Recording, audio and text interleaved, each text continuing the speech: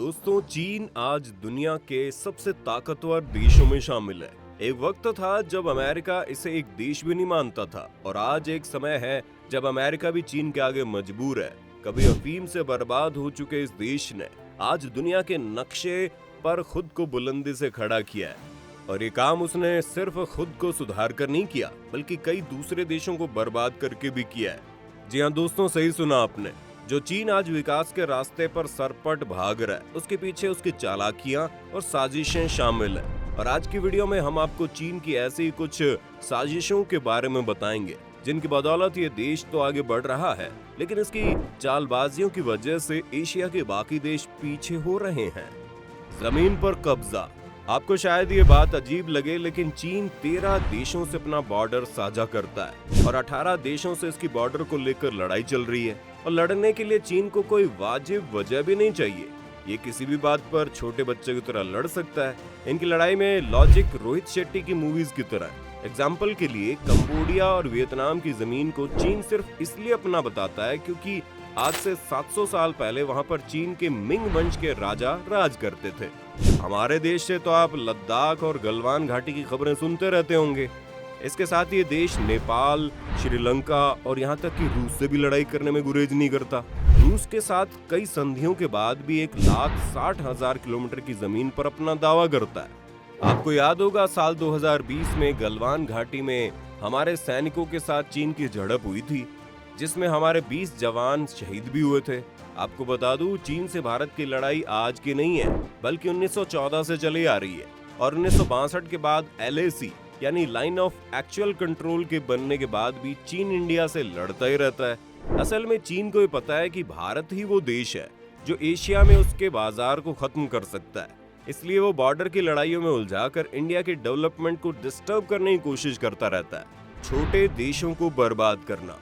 दोस्तों, चीन एक बेहद शातिर देश है। उसे पता है किस देश का कैसे फायदा उठाया जा सकता है और इस कड़ी में उसका चालाक दिमाग छोटे छोटे देशों को खरीद कर उसे बर्बाद करने की पॉलिसी पर काम कर रहा है।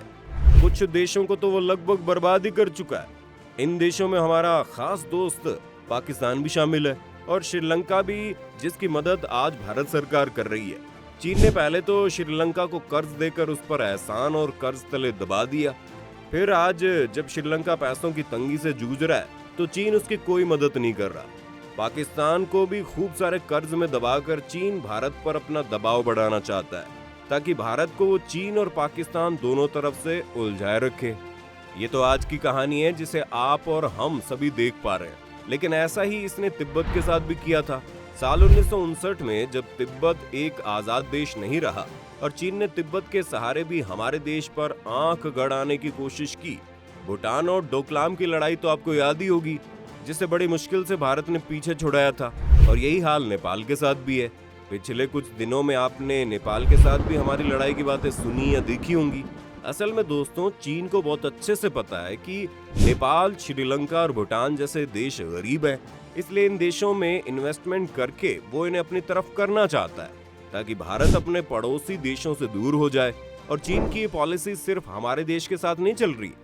चीन अफ्रीका के गरीब देशों को भी एक सुनहरे भविष्य का सपना बेचकर उन्हें अपना गुलाम बनाना चाहता है और इसमें उसकी मदद कर रहा है उसके पास मौजूद अथाह पैसा, जिसकी बदौलत वो कुछ भी कर सकता है। वैसे भी चीन कोई लोकतांत्रिक देश तो है नहीं, इसलिए उसकी इन कारगुजारियों पर उनके लोग भी आवाज उठाने से डरते हैं।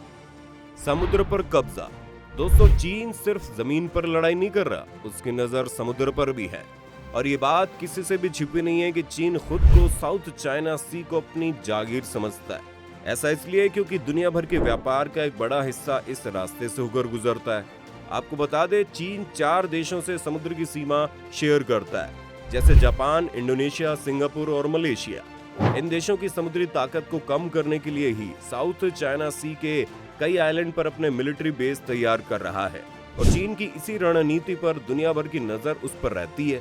असल में इस एरिया में सिक्योरिटी से लेकर नेचुरल गैस जैसी चीजों का ट्रेड होता है और ऐसे में चीन का इस रास्ते पर कब्जा बेहद नाजुक बात हो जाती है।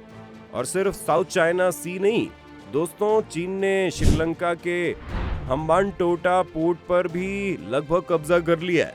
और ईरान में गवादर पोर्ट पर कब्जा करके खुद को ईस्ट एशिया के देशों में शामिल करना चाहता है। और चीन की इन चालों को जवाब देने के लिए भारत भी ईरान के चबहार में एक पोर्ट डेवलप कर रहा है और सागरमाला प्रोजेक्ट के तहत चीन को रोकने की कोशिश कर रहा है।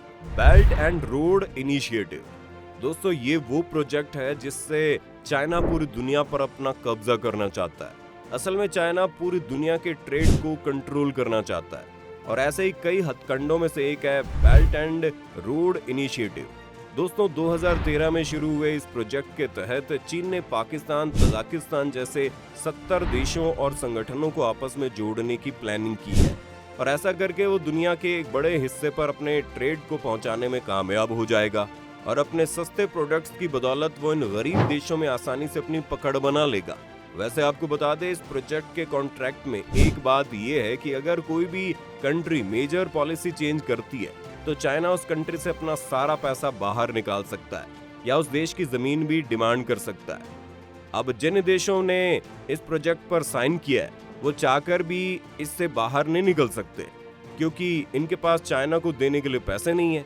जैसे BRI के अंडर ही चाइना ने श्रीलंका को पोर्ट डेवलप करने के लिए लोन दिया और जब श्रीलंका उनको पैसे वापस नहीं कर पाया तो श्रीलंका ने उन्हें हम्बनटोटा पोर्ट दे दिया और इसी के साथ 15,000 एकड़ की जमीन भी दे दी।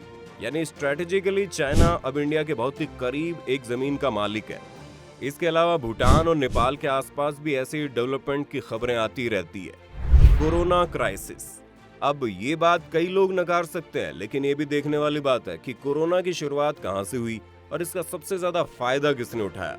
कई रिपोर्ट्स मौजूद है जिसमें बताया गया कि इस वायरस के बारे में चाइना को पहले से पता था लेकिन इन्होंने सबको इग्नोर कर दिया। कई डॉक्टर्स को भी चुप करा दिया गया जब वो इस वायरस के बारे में दुनिया को आगाह करना चाहते थे।